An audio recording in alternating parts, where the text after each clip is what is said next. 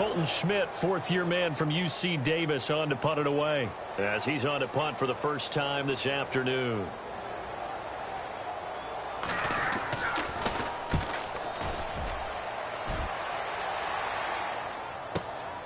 This is taken around the 12.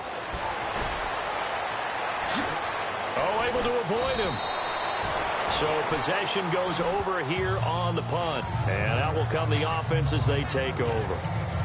Now the Jets offense about set to take over as they head onto the field. And following the interception, just any interception, are you a little bit more cautious when you start that next drive, or no, you just throw that out the window? I think you are. I don't think that there's any way you can run back out there and go, totally didn't affect me. Let's just go ahead and be loose with the football again.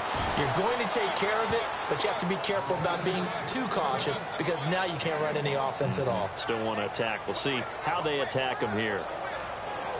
When the 4-3 defense is functioning really well, you know who stays what we call clean and no one gets to him? The guy playing the middle linebacker position, the guy we call Mike. That means the defensive front is eating up all the blocks and just let him go to the football and make a play. And to give this time to the tailback. He is going to be knocked flat on his back. Oh, a big hit. No gain on the play there, so that doesn't help. Now they're looking up at a 3rd and 9 situation. So nothing there. I don't know that that's all in the back, though. You got to look at blocking there, don't you? I would agree with that totally. At some point, they have to win at the point of attack. Instead, it was the defense getting it done again and holding them to no gain. Here we go now. Green 39. Green 39. Here's Petty. Oh, battle for it here, and this will be caught. A Jet first down, 18 big yards that time. The catch, deservedly so, is going to get a lot of credit, but even more so because there's a defender there ready to make a play. Yeah, just flat out muscled on that one. Around the NFL, second quarter in Chicago, and it's the Bears who are off to the early lead. Remember to keep an eye on the ticker, of course, at the bottom of your screen for updates on that game and others around the NFL. And running room scarce here. He's going to be stopped in his tracks at the line of scrimmage. Call it no gain on the play, and it'll be second down. And Brandon, every running back wants to use their speed in order to get out in front of things. Sometimes you just have to be patient, let blocks develop. On that play, that didn't happen.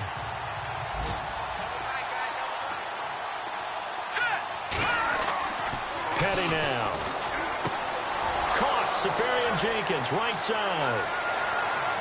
And all the way in. Touchdown, New York. Austin Safarian Jenkins, 51 yards. And the Jets are an extra point away from tying this thing up. When they drew that up, I don't think they envisioned it ending in a house call, but he got it and took it all the way home. Really impressive run after the catch, wasn't it? That was really special by him. But let's face it, in today's NFL, those tight ends are often former wide receivers or maybe even sometimes bigger running backs. They just put them in a position to get a great matchup and make plays like that. I don't know about you, but I can't wait for a few years of two-point tries and see what the data tells us, because a lot of teams want to throw the ball in this situation, this time unsuccessfully. I just wonder if maybe running the ball might be the way to go. With it moved up from the 3 to the 2, you would think maybe a few more attempts at running. I think stats over time may bear out that running the ball will at least be the equal of throwing it in that situation. Here now a look at LaShawn McCoy. And he's had his chances in this game. He just hasn't been able to find any daylight so far. Patience, patience, patience. And that's the hard part for a runner because they expect every run to be a big one for something to pop. So they have to sometimes go through the struggles before it happens for them later in the game. But you got to give credit to the rest of the team. They've worked around the fact that he hasn't had his normal big game. Yeah, despite his struggles, still winning here in the second quarter. 11 yards and a Buffalo first down. For McCoy in the last 7 years, 5 of them over 1,000 yards. Underrated in how strong he is through the hole. And the best part of his game, open field, where he makes a whole lot of people miss. In 2016, he was 7th in the league in rushing yardage. And avoids the contact by sliding. It'll be a gain of 4. And that'll make this a second down.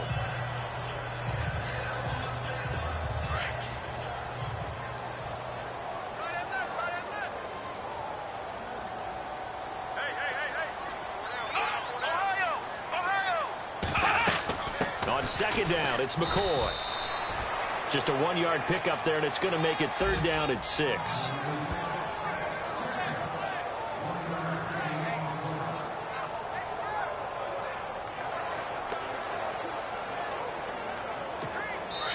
So 2 minutes to go in a wild first half. Back to Buffalo after this.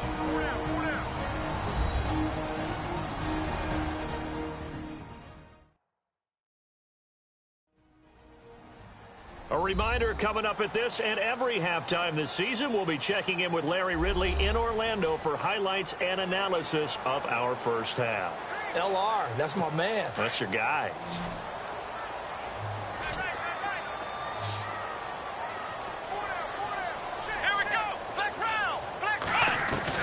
On third down, Taylor looking for his tight end Clay, and it's intercepted.